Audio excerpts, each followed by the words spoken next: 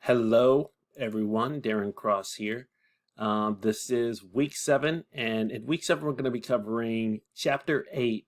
It's kind of as I go through these chapters, I'm just trying to work through the problems so that you can see them done. But one of the things that I find myself struggling with is not getting feedback from people in the classroom, right? So I can look and see eyes, and the eyes say I'm understanding or I'm not understanding, but I just work through these, and sometimes I feel like it's getting jumbled, and I'm just going through math, and I hate to hear people just doing things when I don't understand it. So I apologize for that. But this week we're talking about markups, markdowns, and break-even analysis. So what we talk about basically is the basis upon which retailers mark up their prices. Is it going to be because they understand what the cost of something is, and so that gives them some information? Or is it that they understand what they can sell something for, and that gives them some information?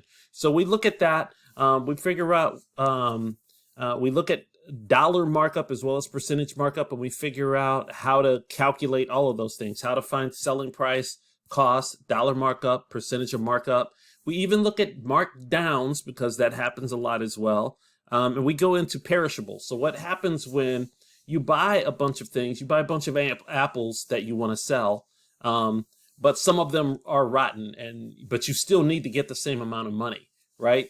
As a retailer, you don't just say, well, I lost some of those apples, so I'm not going to make as much. You build that in and you say, well, I still want to make a certain amount. So we calculate all of those things, the sales price, the cost, and markup based upon assuming that a certain percentage of our stuff is going to be perishable anyway, right? So we look at that, and then finally we get into break-even analysis. We look at how to calculate contribution margin, which is basically gross profit of every item I sell. This is the amount available to cover my fixed bills.